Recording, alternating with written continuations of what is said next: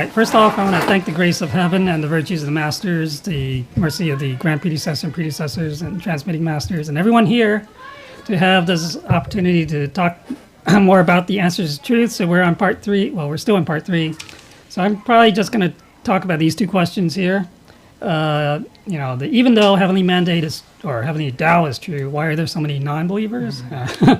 And then what is the meaning of, if one can understand 1, 2, 3, one can learn to become immortal. Okay, so Senior Transmission's been talking about this thing. But, okay, so let's start with the first one.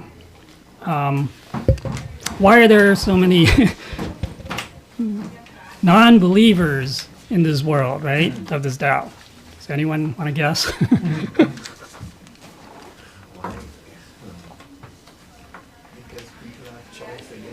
You have a choice? They don't understand what free will is. They don't understand what free will is. I think it's a combination of factors. There's a combination of factors. One is karma. That's fine. But then that's kind of extreme too. But that's all right. The other one is, you can say, ignorance. Okay, they don't know. They don't understand. They don't understand. They don't realize that they have a Buddha nature. That there is something more lasting or eternal than just this physical being, okay, physical being. So you can say attachment, etc., right? Desire, clinging, craving for whatever, So you can call that all ignorance. Yeah, well, I would say more of it is really related to the economic goals of certain ethnic groups. And as far as dealing with, if you bring into the position of, moral values and belief in prayer and stuff like that, it kind of is in opposition to some of their greed and desire to make a lot of money. So that's why, as far as with the economic foundation, it's not beneficial for them to have a solid foundation in prayer. all right, yeah, I mean, there are many, you can say these different, depending on, there are people who believe in religions, right? They practice religions, or other people who are completely secular, they don't believe in religion at all. So there are many different reasons why they might have. But, okay, so this is what's in the book, okay? So it does depend on, obviously, our foundation, our karma, as Kai mentioned, our affinity, right? Our virtues and merits, okay? So our ancestors, and we're connected to our ancestors, and actually we may even be our own ancestor, right? Yeah, it's true. We reincarnate within this family line several times. Who knows how many times, but we could be our own grandfather or whatever. But it depends on their virtues, or it could be ours from the past lives. So that's kind of a foundation and that a connection. So you can kind of say it's like you might kind of say it's like a habit or something, like when you're used to something, right? So if we were cultivating before, if we following a religion before, practicing, then you can say we're closer, okay? We'll be closer and have that greater affinity, and we're more likely to, have that belief again in this life, okay? But of course, it could be a very strongly held belief in some religion or some kind of religious teaching that can also be a hindrance too. Okay, so then so there are a lot of people who are very strong believers or have quote unquote the faithful in their religion, but they won't accept anything else, right? So they are believers, but they're not necessarily believe in in the Tao or in this what we call the truth. So those are again due to attachments, right? They're attached to a particular dharma or teaching. And so that's also, you can say, one of the hindrances. So that's why if we truly understand, so we understand the teachings, right, say not to have any attachments. And I think they forget about that. They say, oh, let's not attach to the material world, but then they still attach to a dharma. So that's a problem. So that we need to let go of that. All right. So there's that. All right. And then also those people then who are, believers, Well, actually, okay, this is kind of like both ends. Okay, so one is non-believers, and then this next is talking about, those who believe they received the Tao and they have that affinity that they're not going to leave the Tao. Okay, they really believe it. They're going to believe it to the end. Okay, they're probably going to cultivate to the end. But of course, there are a lot of people in the middle too. They received the Tao maybe, and then they never show up again. Or they kind of felt. Those are kind of like borderline people. They have enough affinity to receive the Tao. Okay, so it said that you have 3 lifetimes of cultivation at least to be able to have that chance to receive the Tao. But if the foundation is not strong enough, deep enough, then that's all they're going to do, and they're not going to follow up. Continue in that belief. So it's not really actually for them. I would say it's not. They're not real true believers. Okay, they just say, oh, maybe they're just getting a blessing, right? But those who are here, who come to the temple pretty much every week and, get involved and stuff, yeah, these are the ones who are not going to give up. And so these, in the end, these are the people who are going to succeed in the cultivation, okay, and become saints and Buddhas, right? Everyone else, well, better luck next time, I guess. All right. So that's kind of 2 extremes, I guess. Okay, so those who do not have the affinity cannot be forced to learn the Tao, right? So their affinity, they don't have that enough of a foundation that they cannot, we try as hard as we can to try to convince them or whatever, and they still not willing to, to want to learn or cultivate. Okay, so, without, I guess there's a saying that without having those Buddha roots, that affinity, it's difficult for those people to enter into that, to follow the way of the Buddha. Okay. All right. Also, you can maybe say kind of more special case of there's families it's a family of cultivators already, and they will give birth to people, or this family of virtue. Okay, so yeah, and they will give birth to the, children who will want to cultivate. Okay, so sometimes you say they choose to be born into those families to because they're in the Tao and they want to make sure that they get into the Tao, right? Because a lot of people obviously born, depending on their circumstance, where they're born, when they're born, they might not encounter the Tao, and that would be kind of, that life would have been kind of wasted, if you will. I mean, they didn't find the Tao. Okay. All right. Okay. So in the book, it gives a little parable, I guess, of this mountain, right?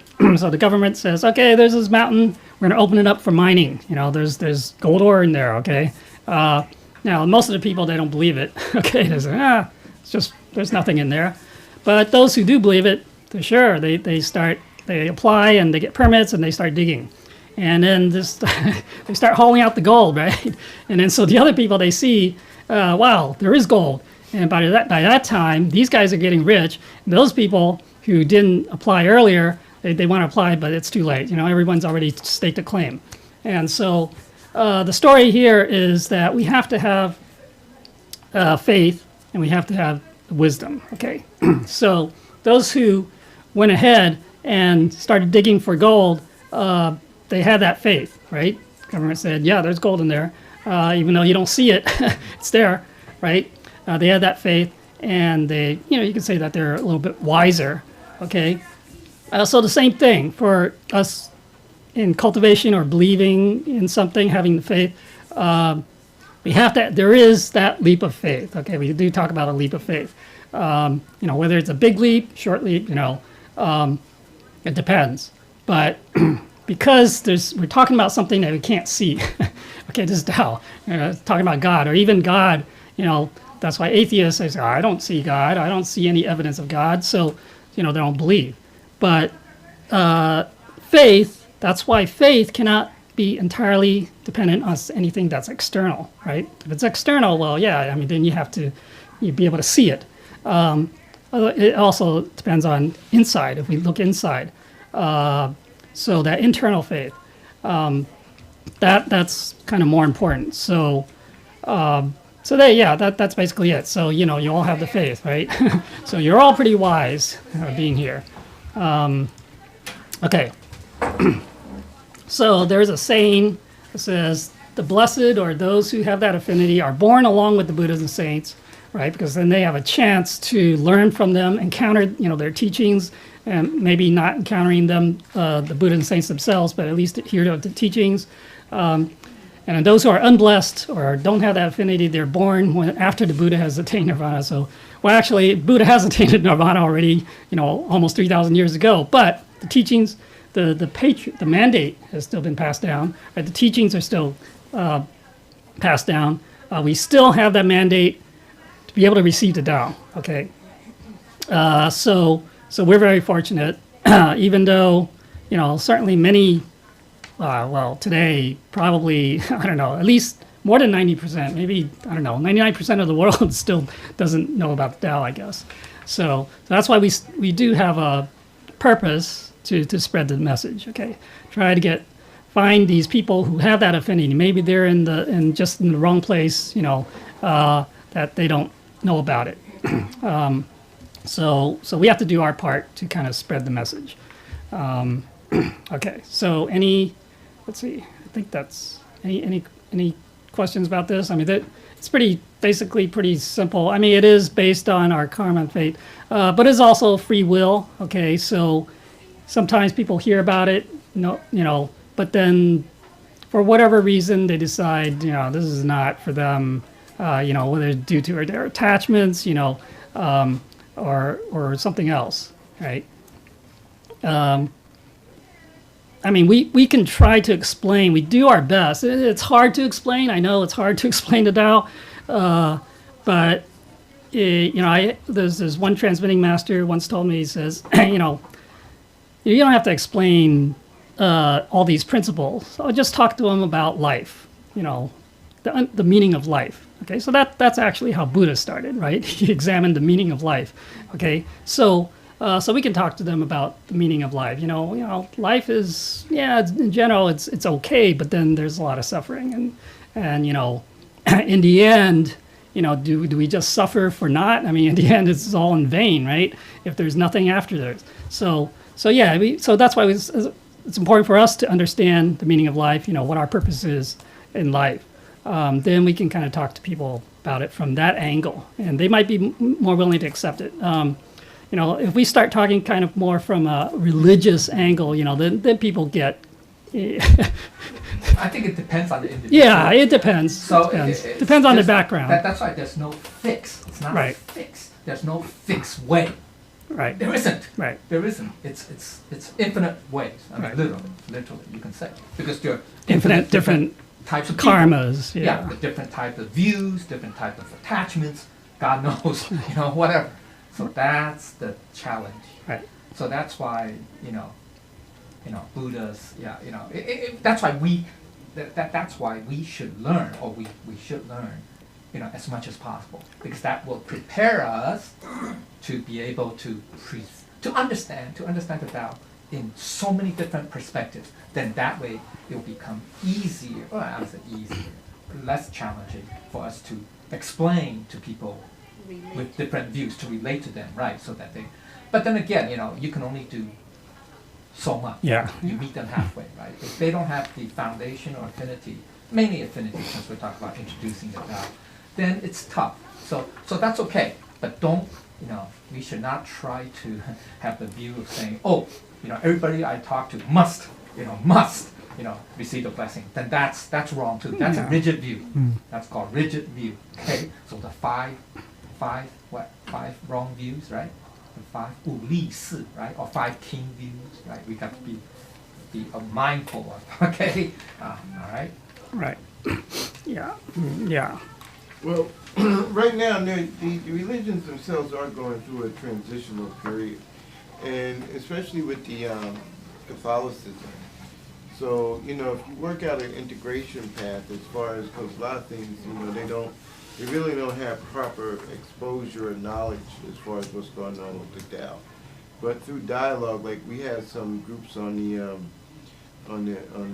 internet who are sincere about the issue of can they, stop hurricanes or end hurricanes and stuff like that.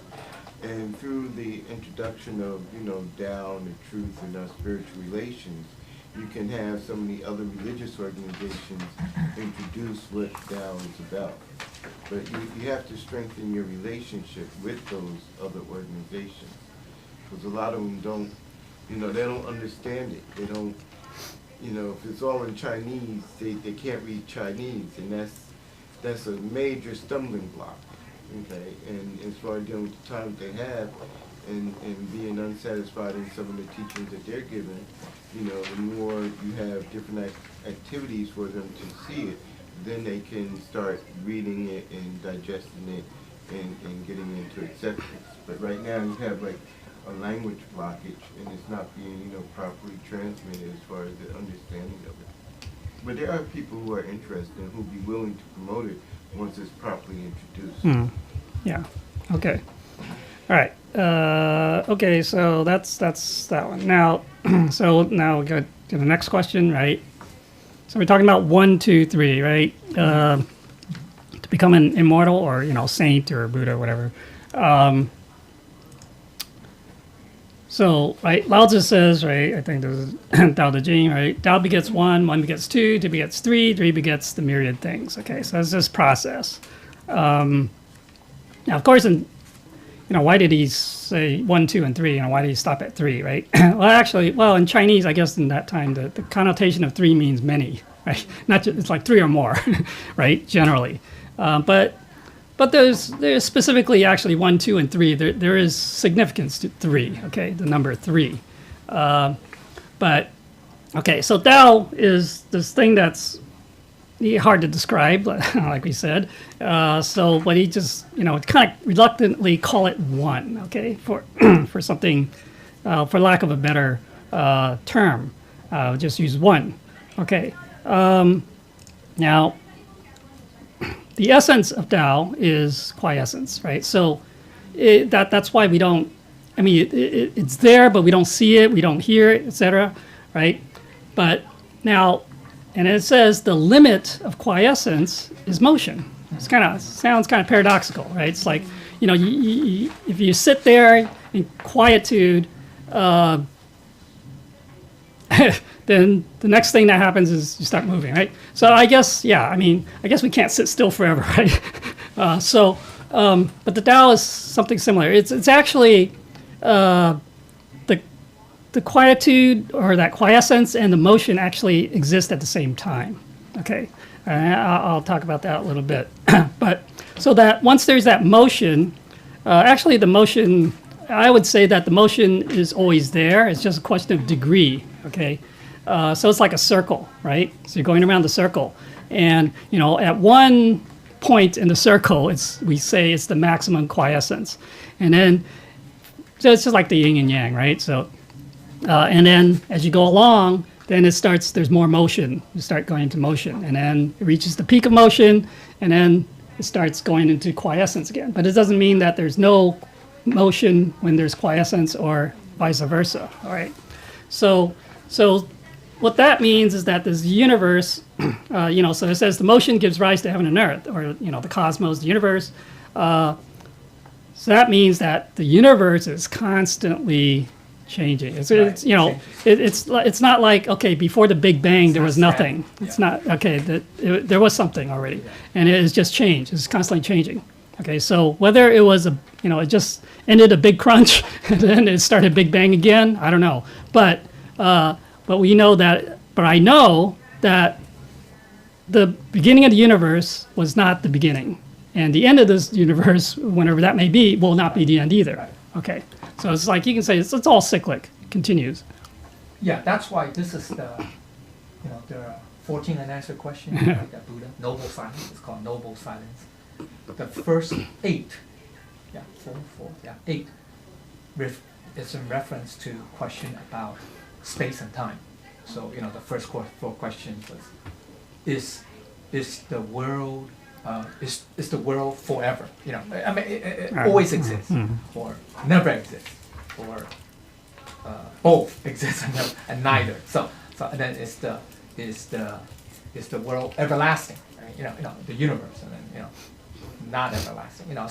So that's why Buddha doesn't answer, because it's like, on the one hand, because those are very, if you say yes or no, those sort of questions are very extreme, right? Absolutist. That's what I'm trying to say. They're very absolutist. The key to remember is that the oneness means that we have the essence, right, which is, you say it's invisible, right? It's absolute truth, whatever. And yet it simultaneously gives rise to forms, to a universe. Let's use the universe. But the problem is not the problem, but the key thing to remember is that on the one hand, the essence is eternal, unchanging, always there. But the universe is always changing, and it's not absolute. It has a beginning and end. That's what I'm saying. So it's hard for Buddha to answer. So, basically, you can't say yes, right? Is the world always exists. You can't say that because it has a beginning and end. And yet you cannot say it doesn't exist because it will always exist because there's always a new Another universe. one next, yeah. Make sense? Right? Make sense? It's not this is metaphysical, but it's kind of advanced. Okay? So we have to understand that, right? And same thing with the time. Yeah. Because once you have a universe, we say the essence or the Dharma Dhatu is timeless. That's true because it's absolute. So time has no meaning. But once you have a phenomenal world, i.e. universe, physical, there's a beginning and end, so therefore there's time, right? But is that eternal? No. Even though there could be infinite cycles Right. of the universe, it's kind of hard to grasp. Get it? So that's why Buddha cannot answer or did not answer because it depends. It depends. The key is it depends. Yeah. That's the answer. It depends. Right. So to answer those those first 8 of the 14 and answer question makes sense. Yeah. See. But So the first universe is not the same as the next universe. yeah. It's Yeah, I mean, it's it's just, never identical. yeah, I mean, the principles may be the same, Right. like the laws of nature may be the same each time, but, it's a Conditions are different, different. it's a different instance. Yeah. Conditions are different. Different. Well, that's why you have Indra's net, right? Indra's net. Anybody remember what Indra's net is? Yeah. Avantasaka Sutra, chapter 39. Yeah. So he talks about the what infinite pearls, right, or jewels. That's like it's like a net. Yeah, with the where cross sections. Yeah, of the, cross section, but it expands up and down in infinite Everything, directions, yeah. left and right, or forward and back. So that means that there are that quote unquote infinite universes. You can say universes. Yeah, those are all potential universes. Yeah, It's yeah. like they're reflected in each one. There's a connection between And each not all only of them. within each one, there's the reflection. Yeah, right, of all the the others, of yeah. the jewel. Another set of nets. Right. So it's like fractal geometry. Yeah, I mean, it's like you have two sets of mirrors, right? What fractal geometry is? Yeah, you look in one and Anybody it's know? like it's Anybody back know and forth what and it's like fractal geometry infinite. Right? You know Right. what, right? So, okay. You zoom in, it's like It's the same. It's the same. Right? No matter how much you zoom Yeah, in it's- or zoom out. Yeah, it's self-similarity. Yeah. Okay, so all right. That's advanced. Okay, so heaven and earth, right, are yin and yang, and then the myriad things embody this yin and yang, and man is in the center. Okay, so that's what it says here. Basically, so from the one, then you have the two. You can say the duality of the yin and yang, and then they use heaven and earth to represent those two, and then the three is the man. Okay, mankind, which stands in the center between heaven and earth. Okay, so they call that the three powers, right?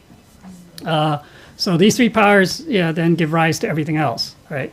Now, obviously, by heaven and earth, that's kind of metaphorical. It's not literally just our earth, giving rise to everything. But the heavens, you can say the celestial heavens, and then the physical material worlds. Okay.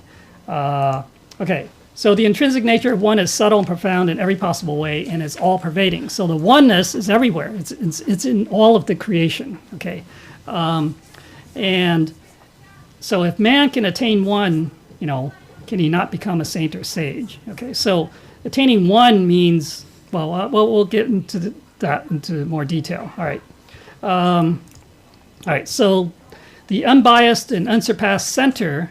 Sometimes they talk about zong, the center, is also the one, which is the same as the heart dharma that is passed from saint to saint. So that is the Tao, that true dharma that we talk about, that gets passed. So in our case, we talk about the three treasures. The first treasure is what is talking about that gets passed from saint to saint, the patriarch to patriarch, and then it's passed to us as people who receive the Tao.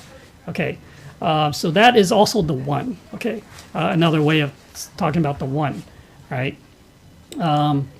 And actually, though, I mean, we all have the one, all right? So within us. To find out the origin of one must sincerely receive the Tao, so as to be able to understand its source. Okay, so I think there was a previous question that, why can't we talk about the Tao first and then they let them receive it, right? Or explain the three treasures, whatever.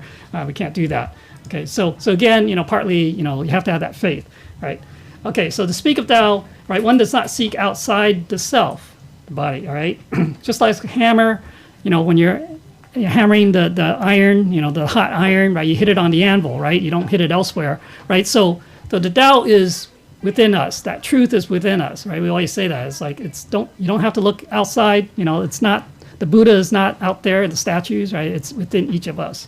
Okay, so we don't have far to look. Unfortunately, people tend to be kind of attached to forms, and so they want to look at something outside, right? Okay, so one is the essence of self. In heaven, it is the truth and principle. In man, it is what we call the nature. So that is like in the Doctrine of the Mean, right? It says, what heaven has conferred upon us is the nature. Okay, so two is the yin and yang spirit or energy that we have, right? And three is the vitality of the human body. So this is another way they're saying 1, 2, and 3, right? We embody 1, 2, and 3. Okay, so we have that essence, that true essence of true self. And we also have the spirit, right? The chi of the yin and yang within us, and then the life force, you can say, the vitality. So this is the same thing, right? When we talk about the three treasures, those three represents those three as well.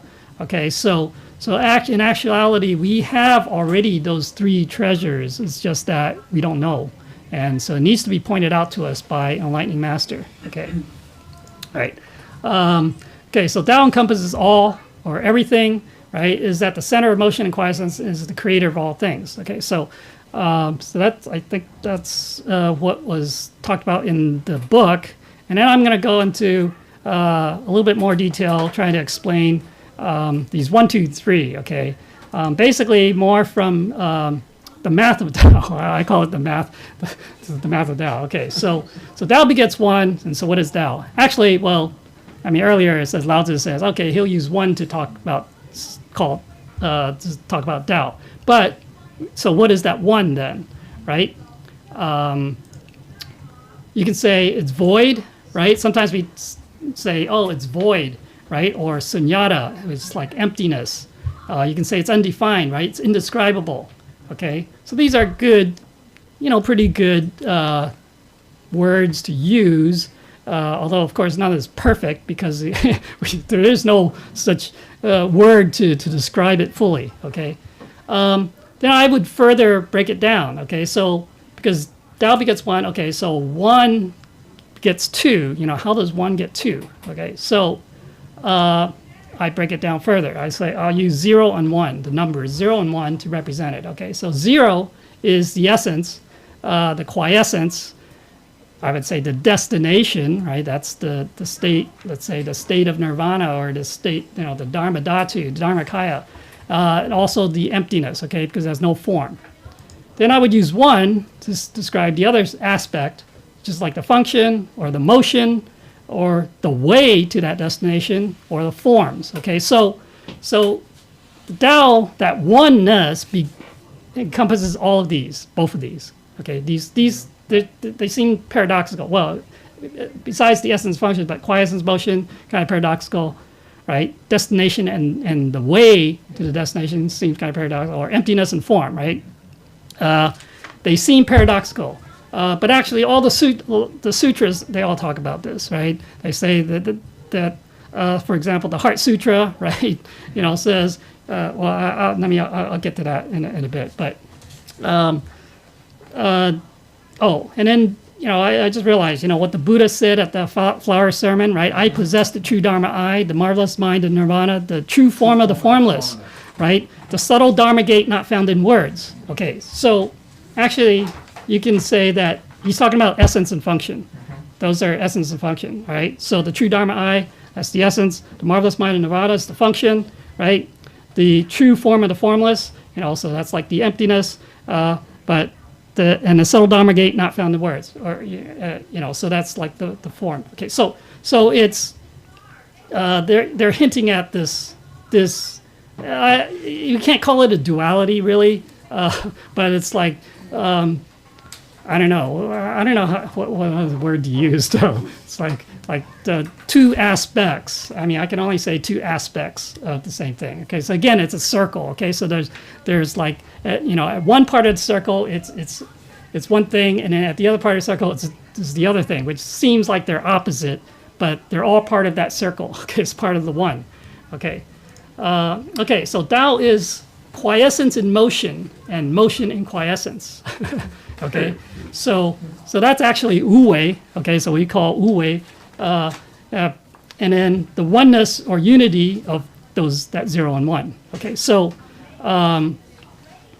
so I just thought about Wu Wei. That's what it really means. Okay, you're doing something without intention. Okay, so that's the quiescence. The mind is not active. What? You can say it's also suchness. Yeah, I mean it just Get it? 如是. Yeah. Yeah. Yeah, I mean, so the Zen, right? The Zen term they would say, it just is, right? Just is, right? So that's just. I think the word can also be explained in a natural setting. The fall season it just kind of elapses. Yeah. Then the flowers, it's going to first of all, the seed's going to sprout. And then, the plant, the branches, the leaves going to grow, and then it's going to be the buds, right? The what? The flower before blossom. The buds. Yeah. Yeah. Yeah. I mean, another way to say it is it's Natural. kind of natural. Okay, what we call natural. Okay, follows nature, right? In the Tao Te Ching, right? It says Tao follows nature. Well, what does that mean? Is that Tao follows this natural way. It's just it just is. Okay, that's the way it is. So it's like cycle. It's like that cycle. Right. Yeah, that's the nature of the Tao. I mean, you can say yeah. So that's what he meant by the Tao follows nature. Right. So it doesn't mean that nature. There's something greater than the Tao that's called nature. Right. Okay. So all right. So also in the Bible in the Book of John, right, it says in the beginning was the Word, and the Word was with God. Again, and the Word was God. Through him all things were made. Without him nothing was made that had been made. Right? In him was life, and the life was the light of all mankind. So he actually is saying the same thing. Okay. So again, why does he have to say Word and God? Again, essence and function. Okay. So quiescence, motion, all that. All right. Okay. And then so. You can say also the 0 and 1. You can say that the two have like yin and yang. Okay, the yin and yang when combined, merged, it is the one. All right. Okay. So all right, here we go. Let's get into. So what is this one then? All right. So again, Fushi. I had it. The issue of void. That is. Void is used a lot in computers, okay? As far as we deal with C programming. So they have void and then, or null, okay? And they would change like the whole address to null. They'd make it all 0 and stuff like that. But in this particular concept between 0 and void, there's a similarity between 0 and void. But when you say void is undefined, it's not really, it has a semi-definition to it. It's not one. And it has, 0 has a definitive name to it as well. But void and 0 are kind of like, there's some type of relationship between void and 0, but there isn't really a relationship between void and 1. Well, void is not 0. Okay, so just like null is not 0. Okay, so basically, I mean, they are different. I mean, we use void for lack of a better word. Okay, so it's not the most correct word. Unfortunately, there is no such word. Okay, that exists. Okay, so we kind of use void to indicate, yeah, there is. We try not to use empty. Okay, because empty means there's completely. It's like a vacuum. There's Zero, nothing. right, vacuum. Nothing there. Right. That's Okay. why I said there, I said it was a relationship. I say it was 0. I said there's a relationship between void and 0. It's Yeah. fécond. It's more of a relationship between void and 0 And than the 1 gates. and void. It Yeah. negates, right? Fécond. But although in our It's case, like a double negative. you know, this void that we're referring to actually Fécond. includes is both 0 and 1, includes both the 0 and 1. Okay, so unfortunately there is, as far as I know, there's no such word that that fits that description. So, but the closest thing we can use is void. All right. So anyway, that's semantics. All right. So 复习式, right? One stroke, right? There's a so is it 一画开天辟地, right? So create heaven and earth, right? This is one of the many creation stories. Okay, you got any religious or even ancient civilization, they all have creation stories. Okay, and they're all very similar actually.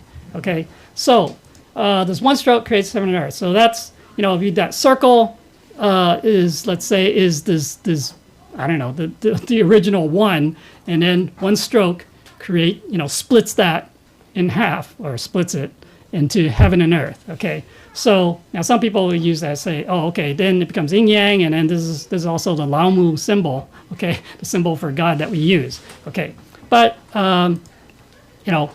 okay, so key here is that one, right, pervades all of creation. That stroke, that line goes through all of creation. Okay, so oneness exists throughout all creation. Okay, now, I would kind of draw it this way, say, this is kind of the more conventional way to do it. Say, one stroke, and then splits. You have heaven and earth, heaven above and earth below. Okay, so now in the Purity and Stillness Classic, right, says there is purity and turbidity, motion and stillness. Heaven is to purity as earth is to turbidity. Heaven is to motion as earth is to stillness. Male is to purity as female is to turbidity. Male is to motion as females. Okay, so that's kind of talking about this relationship, this kind of the yin-yang relationship in this duality. Although in the end, if we can combine it, it's all one. Okay, it is all one. All right. Okay, so tau begets 1, 1 begets 2, 2 begets 3, and 3 begets myriad things. All right, so how do we get there? So we start with the heaven and earth, right? So there's that one that splits heaven and earth. What is that? It's a division. Okay, I use mathematical term, Separation. division, right? You divide. It's dividing. Okay, and so basically, I use the numbers to represent, right? So 0 and 1. Now, from our view, right, it's kind of the opposite of heaven's view. So you flip it over, so it's 1 over 0. And what is that? Infinite. Yeah, so 1 divided by 0 is undefined or infinite. You can say it's infinite, all right? So, all right. So that's how you get the myriad things, okay? From 0 or 1, from that 1, you get infinity. Okay, so this is like, it skips all the other steps, but it goes from 1 all the way to infinity. All right, so it encompasses everything. So that 1 is, it's everywhere. It's everything, okay? So all you need is that 1, okay? Yeah, the essence. Yeah. Whatever. Yeah, the All right, principle essence. so how we get here? Okay, so 1 gives rise to 2, right? Now we look at this, so 1 divided by 1 is 1, 1 times 1 is 1, okay? So it's the identity, right? But basically 1 is, it's all pervasive, right? But it's self-similar, and the other thing is that it's self-contained, it's whole, okay? That 1, we can't really, although we're using a number here, it's not quantified, okay? We cannot quantify it as 1, just 1 unit thing, okay? All right, so we'll see. It's super symmetric too. Yeah. 1 is super Yeah. symmetric. So now, of course, we do 1 plus 1, then you get 2. Okay, so, but actually the 1 plus 1, so how does 1 get to 2, right? Actually, 1 can self-replicate to produce 2 or duality. Okay, so the 1, basically, yeah, you can either replicate 1 plus 1 equals 2, but the other way, the 2 halves of duality are only 1/2. So it's 1 divided by 2. So you have 1/2 and 1/2. So the yin and yang are only 1/2, right? So it's not, you don't have two. I mean, you have two things. You can two separate things, but it's 1/2 and 1/2. Okay, so basically, okay, so now that the 2, 2 times 1 is 2, 2 divided by 1 is 2. So that, obviously we call 1 the identity number, but that's saying that basically 1 is inherent in duality as well. So 1 is always there, okay? The essence is always the essence is always there, right? So actually, this applies to all numbers, all right? So even 0, right? 0 divided by 1 is 0. 0 times 1 is still 0. Okay, so it's still there, right? So this, all right, so there you have the yin yang, okay. So to get the whole, then it's half plus a half, right? The 2 halves plus put it together is 1. Now, if we take, it's like you have a pie, right? You have a whole pie, right? That's the 1. And you cut it in half, then you got the 2 pieces, right? But actually, if you put those 2 pieces back together, is that the whole? Is that the 1? Okay, it's not exactly, okay? Because they have to merge together, okay? So, because you already split it, okay? So there's something else that has to happen, right? So it's not just you have these 2 pieces sitting there and it's 1. Okay, so that's why the yin and yang by themselves, because it's a paradox. They're contradictory. Okay, so you have to be able to merge those 2, resolve that paradox. If you can resolve the paradox, then you've achieved 1. Right. Okay, so that's very important. So in our world, everything is yin and yang. Everything can be paradoxical. So we have to be able to resolve those contradictions in order to achieve 1. Okay. So the merging of the duality, okay, so the true merging of it becomes 1. Well, Right. Thai, that's in Chinese it becomes 容易. 容 means to merge. Yeah. 容 Melt, No, well, Or merge blend. too. Huh? blend. Yeah, blend. Blend, Merge. yeah, It's I just mean, merging. the merging of the 容 2,易. yeah. Yeah. Okay. So basically how 1 gives rise to, then also it's not 1 plus 1, okay, it's actually through division. So 1 divides, but then when 1 divides 2, it's still 1. Okay, so the 1 does not change. Okay, so even though so for example, right, in biology, right, how do cells grow? Meiosis or mitosis? Right, mitosis, right? The cells split, right? But when they split, they're not half a cell and half a cell. They're still complete cells, right? They're still fully complete. All right, so it's the same way. Same thing about the Tao. The Tao, you split it, but any way you split it, you can split it into infinite pieces. It's still 1. They're all still the same. Okay, all right. So they didn't lose anything. So that's in the Heart Sutra, right? It doesn't gain. It doesn't decrease, right? It's always the same. So that's the marvelous thing about it. I mean, so that's why we can't. It's not quantifiable. Okay, we can't quantify it. All right. So yeah, I guess in a way, in math, we also say the same. I don't know, what's infinity divided by 2? It's still infinity, right? Right. So, all right. What's infinity but divided by infinity? Is that 1 or is that still infinity? That's the question. All right. So, right. So in the Platform Sutra also, okay. So, right, the Platform Sutra, right, the Sun Shu's, he says, well, this one thing is like a mirror, right? We got to constantly wipe it clean, where Sixth Patriarch says, no, it's empty. There's no such thing as a mirror. So they're kind of like opposite sides, right? It's like a contradiction, paradox, so it's duality. So they're still in that yin and yang. So you have to merge the 2. Once you merge the 2 in a way that it's not paradoxical anymore, then that's the 1. Okay. So that's why Avatasaka Sutra says 1 is all is 1. Yeah, That makes sense. 1 is all 1. That's the merge. Right. That's the merge. Right. So the same, Heart Sutra talks about the same thing. Void is form and form is void. They're all the same. Okay. So they're all talking, all these sutras, they all trying to talk about that oneness. Okay. But it's very difficult to trying to get across. Okay. So, all right. What about the Flower Sutra? Flower sermon. No. Flower Sutra. Oh, no, he's talking. Yeah, there is a That's Avatasaka Sutra. Yeah, yeah. Avantasaka Yeah. Sutra, yeah, talks about that. Yeah. That is very advanced, very high level. Let's see here. Okay, all right. So now that we have two, the yin and yang give rise to three, right? So you have 2 plus 1 equals 3. You have life. Okay. So what does that mean? So the 2 is the heaven and earth, right? They represent the heaven and earth, plus the 1 creates mankind. 1, again, that 1 is there. Okay, that essence is there. Okay, the essence is part of that. Okay, so that's why we all have that essence. Or you say Buddha nature. The Buddha nature And in our that's sense. why we have a true self. Yeah. Get it? Whereas all other objects don't have that. Yeah.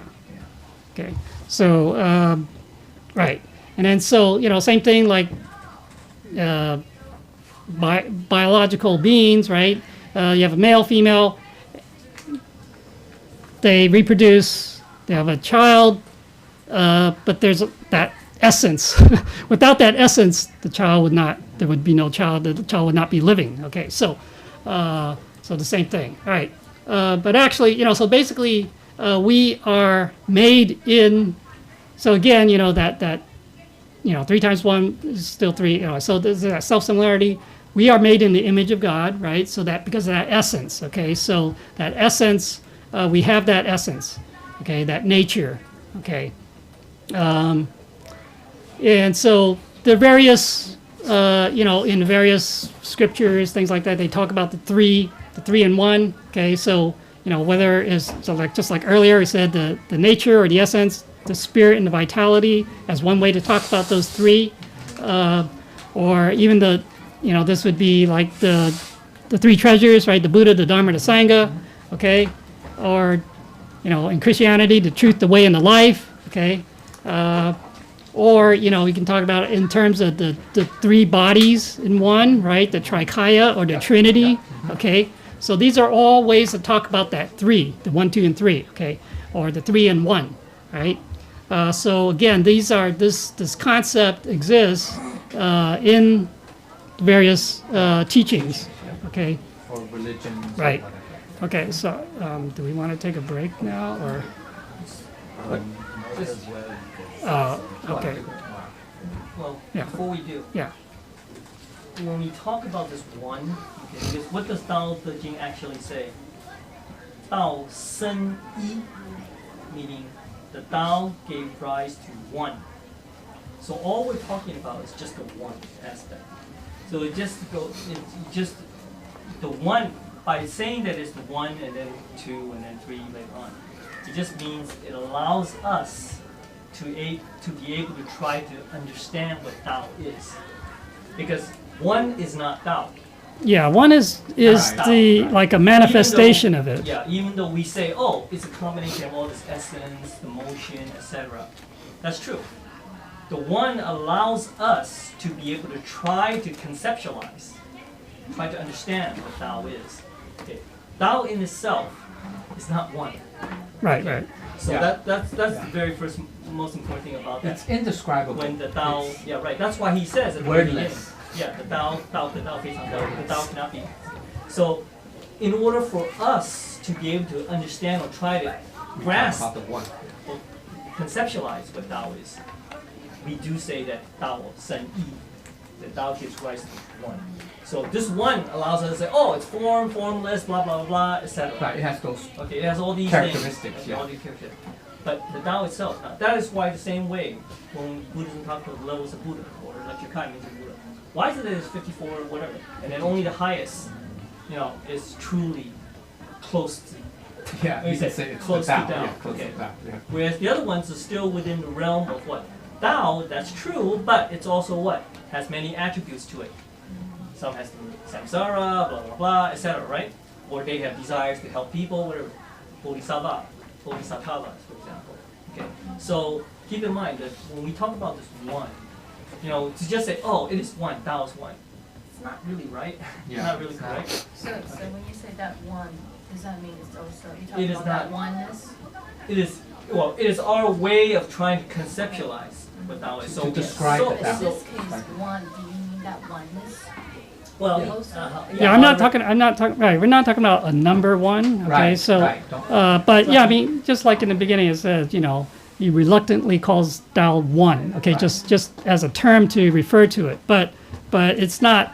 It's not fully describe it. Okay, so.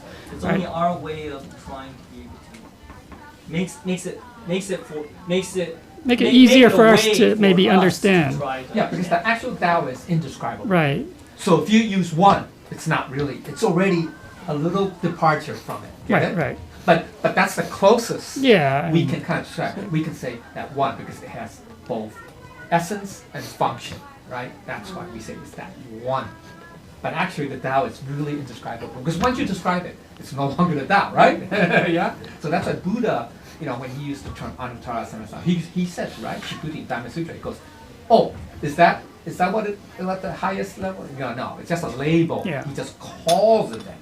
But actually, the highest form of enlightenment or becoming nirvana, Buddha, whatever, it's really indescribable. Yeah. Okay. So. Okay. So the final thing I'll mention here is just like this one is this essence is everywhere, it's in everything, right? Just like as human beings or any biological life, right? The physical essence that gets passed down is through their DNA, right? It's the same thing. It's kind of like similar concept. Okay. Okay. So, anyways, let's take a break then, and then we'll continue. Right. Okay. So basically, so the point here is that we mentioned that oneness, that essence, pervades everything. Okay, all of creation, everything that's created starting from the 1 and 2. The essence is all there. Okay. But of course, in human beings, it's the Buddha nature. Okay, that's the essence, right? Okay, so okay. Well, this is just the heaven, earth, and mankind in the center. Okay, that's part of the three powers. All right. Okay, so 3 gives rise to the myriad things. Then now, kind of taking a little detour to mention the physical side of things, right? The elementary building blocks of the universe, okay, of nature, right, are, we know these little particles, right? We have quantum particles, the quarks, leptons, bosons, right? 3 different types of particles, okay? And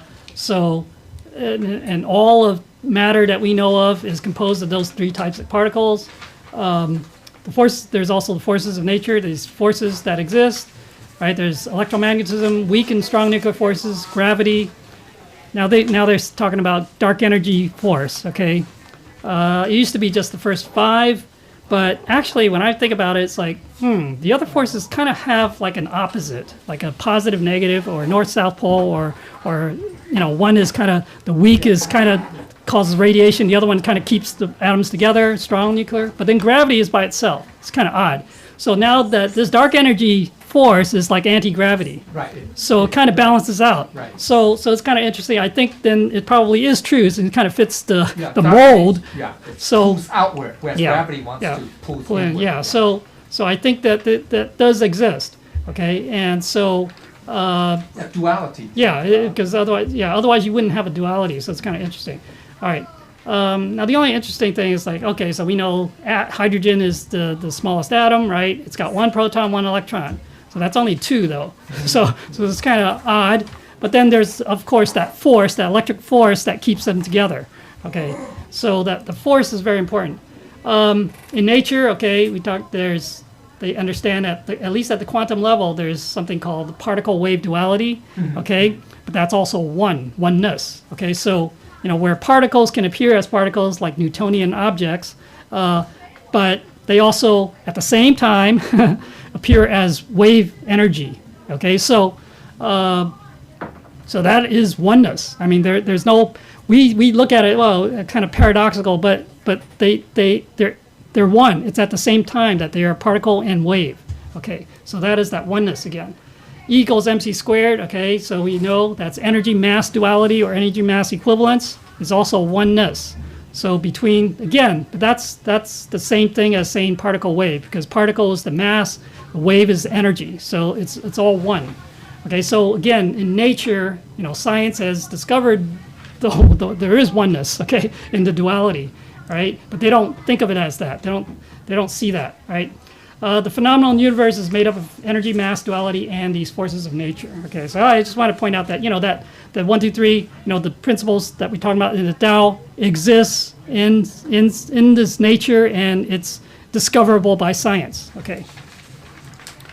All right. All right. So dependent. Okay. So then we talk about dependent originating karma. Okay. So why is this right? Okay. So the other way to talk about 1, 2, and 3 is So 1 is the origin or cause something, and then 2 is that force or affinity, and then 3 is a reaction or consequence. Okay. So in terms of this is basically the one way to talk about karma. Okay. In these 1, 2, and 3. Right. But okay. So basically, as human beings, right, we in this world. We are multiplying our sins and accumulating karmic debts. Okay, so we're using the math metaphor. Again, we're using multiplications and additions to add, create karmic debts. Right? You have things like 3 poisons, 4 minds, or 3 minds, 4 images, 4 defilements, 5. So these a lot of things. If you look in the glossary, man, there are all sorts of things in there. What we might call these negative things that we don't want. Right? 5 dull vices, 5 evils, 6 desires, 7 emotions, all sorts of stuff, right? So we, as human beings, if we're ignorant, we're going to be falling into this and pursuing these things, right? And so we start adding and multiplying our way towards infinity, right? Again, we're using numbers here, right? So we're increasing the numbers.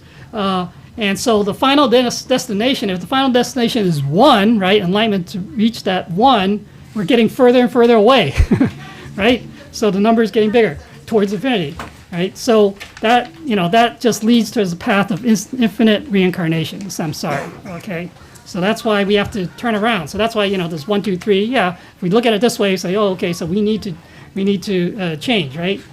So we have to go 3, 2, 1, reverse course, go back to the 1. Okay, so we have to reverse the flow, eliminate our sins and karmic debts, right? So we have to let go and relinquish, right? All these things that we just mentioned, 3 poisons, minds, etc. Okay. Then learn, and also at the same time learn to develop and practice, right? The 3 good roots, 4 noble truths. It's like for each one of these numbered things here, there's almost a corresponding one that kind of to offset that one. Okay. So 4 noble truths. We have to understand have 4 wisdoms, right? Develop the 4 great wisdoms, the 4 immeasurable minds. Follow the 5 precepts, practice the 6 paramitas, all these things, right? Ultimately, we also need to self-reflect and introspect, okay? To be repent, right? To be grateful, to accept whatever comes, forgive, tolerate, all those things, okay? Now that last one is really, so the other one you can say, oh, we subtract the bad stuff, okay? But this last one is a division, okay? We divide, okay? So basically, oh wait, I don't know if I put that on the slide. But anyways, okay. Okay, so that's why when we receive the Tao, we learn the 3 treasures. We receive the 3 treasures, okay? So we have to understand what that is. Again, we embody the 3 treasures, right? It's the Buddha, or it's also Nirvana, the destination. Right, the Dharma, which is also following the precept, following our conscience, that's the way to get to the destination, and then the Sangha, which is the practice and cultivation of it, right? So the way and the destination is revealed to us and is within us, right? So it's not outside, it's not in the scriptures. The scriptures kind of help us to try to understand, but ultimately we seek that truth, seek the destination within ourselves, okay?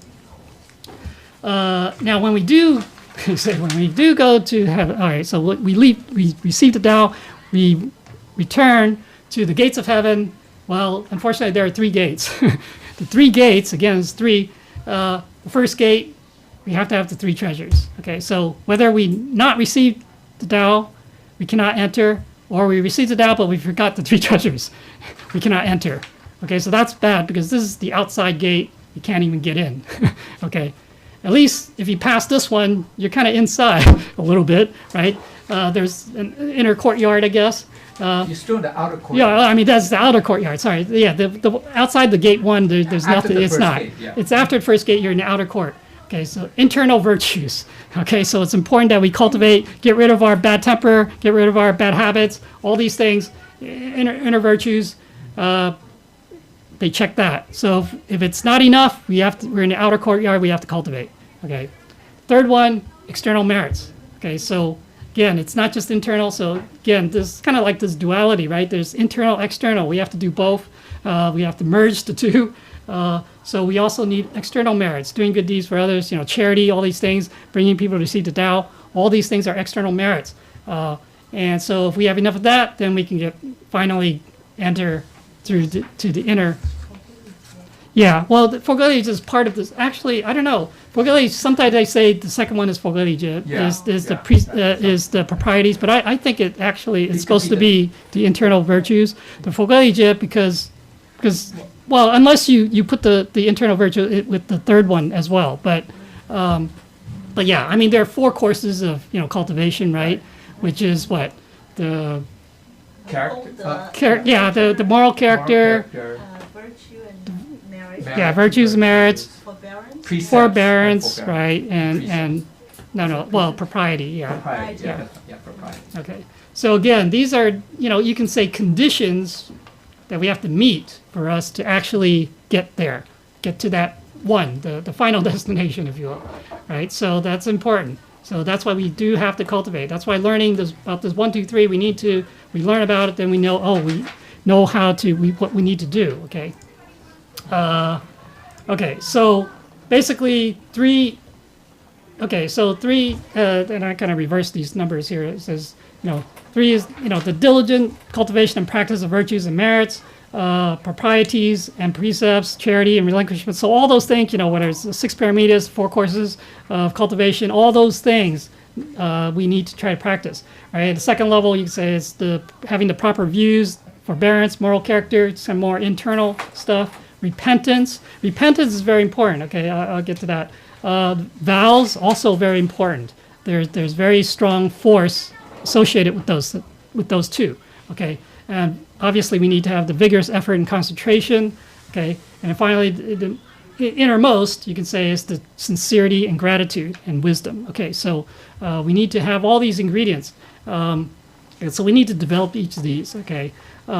So then we can reach the final destination, or one, instantly, right? In the past, the cultivation, like if we keep try to subtract off our karmic debts and skins, it's take forever, right? Because we probably have an infinite, near infinite amount. Trying to subtract 1s, 10s, how much number from that is very slow. All we need to do is divide it. Divide by the number, and we get to 1 orbit instantly. Okay, so it's basically our mind, our mindset, what's in our heart and mind. A change of heart and mind can instantly change everything, right? So that's why that repentance is very important. And the vows, right, the sincere gratitude, those are a change of heart and mind, and instantly you can effect a change, okay? And you can basically get to that final result almost immediately. So it's just like having, eons of darkness, and suddenly you turn on the light and it's all light all of a sudden. It's not like, because it's been so many years of darkness, it has to be so many years of light before it overcomes it. No, it's instant, right? So that's something that we have to realize. So the Tao that we're cultivating is the instant way of enlightenment, okay? So it's realizing our true self, our true nature, realizing that Buddha within, okay? If you can do that, then you're there. Okay, you don't have to go through all that slow process. I mean, we still need to cultivate. We still need to kind of perform merits and all that to kind of get rid of those debts. Yeah. Yeah, that means it's instant enlightenment. Okay. However, we should not forget that we also have karma. Yeah. So just because you attain instant enlightenment does not mean that all your karma is resolved. That we gotta be careful, right? That we gotta be careful. Yeah. Now, but here's the thing about achieving instant enlightenment. Let's say we can become a Buddha. Let's just say. Now, that does not mean that all your karma is eliminated. It just means that what you can do, because now you have that, you reach the instant enlightenment or Buddhahood, that means 10 liberations and all that stuff, right? You can, however, be able to resolve your karma according to your choice. You know what I'm trying to say? According, yeah, that's the fascinating part. Get it? So even Buddhas could have karma, but they could resolve it based on their choice. You can say they can, in other words, they're not bound by the rigid rules of causality. Get it? Whereas if we are not enlightened, I'm just trying to get an example. As humans, if we don't enlighten, then we are bound by the rigid rules of causality. Say, hey, it's going to happen like this, like that. Then you're kind of like forced into that. Whereas if we become enlightened, you can resolve your karma to your choice, Yeah. free choice, based on that. You can resolve it either in a very harmonious manner, or in a very, not as supposed to force, okay? Or you can even delay it. That's the key, because you don't have any thought, right? So there's nothing to attract. Remember we talk about karma, there's the primary and secondary. Primary is already there, right? The seed, the initial seed, because we don't know in previous eons what we've done, right? What we've done. And if those karma has not resolved yet, right? What will cause it to happen, to come into being, into existence is Infinity. right. Well, if you have a thought to attract it, The to yuan. cause it, yeah. Well, you can say affinity. Affinity is further down the line, but it's really initially the thought. Remember the secondary conditions, all the secondary conditions. If you don't have the secondary conditions, it'll never happen. I mean, it could never happen. That's not to say that we don't know, because we're talking about eons and eons but you have a choice. What I'm trying to say is, as a Buddha, then you have a choice. You can say, hey, I'll have the affinity come about, a zillion eons from now, whatever. You know what I'm trying to say? You have a choice. Okay? If I'm Yeah. wrong, we all have this karma, and these are like seeds. And for a seed to really sprout, Yeah, it needs mature. the soil, Yeah. the Secondary water. condition. Yeah. Right, yeah. And I guess, because Buddha or Bodhisattva, they have attained that kind of realization, so the condition would never occur. So Yeah. You can say they can delay it or not have those secondary conditions Yeah. occur. They won't have the it's not- conditions, it's not that they occur. It's that because conditions are always changing, right? But the point is, sometimes when they come into this, when they take a physical, form, then there are conditions, and they can allow that to happen. You know what I'm saying? So like Buddha explained, right? Why he gets a headache, right? He allowed it. I mean, it's not like that, he says, oh, I'm forced to. No, you have a choice. They have a choice still. Get it? Whereas we humans have no choice. We're destined to live X number of years. That's it. Or we are destined to suffer such and such, whatever, or encounter such and such. That's the difference. Get it? Right. Because don't forget, even if you're Buddha, you cannot eliminate karma. Who? That's the right? 3 possibilities and 3 impossibilities. 3能3不能能可能的能3能3不能 We gotta remember that, okay? So karma is very, you can say it's dangerous, it's deadly. Right. Okay. So, all right. So again, that's basically it. What I wanted to I mean, this is kind of my way of trying to explain it in these numbers and math, but it kind of makes sense. So, but anyways, there's obviously we have to cultivate once we understand. I mean, however way you want to try to understand the 1, 2, 3, understand that Buddha nature, understand it, and we have to put into practice. Didn't you say you're going to talk about repentance? Well, yeah, I mean, I did say that the repentance and basically is having a change of heart, or true change of heart. Okay, you're changing around, changing direction or whatever. That is it's like spinning on a dime. Okay, so it's like doing that division here, and then you can achieve that, instantly. So that's why they always say that repentance is very important.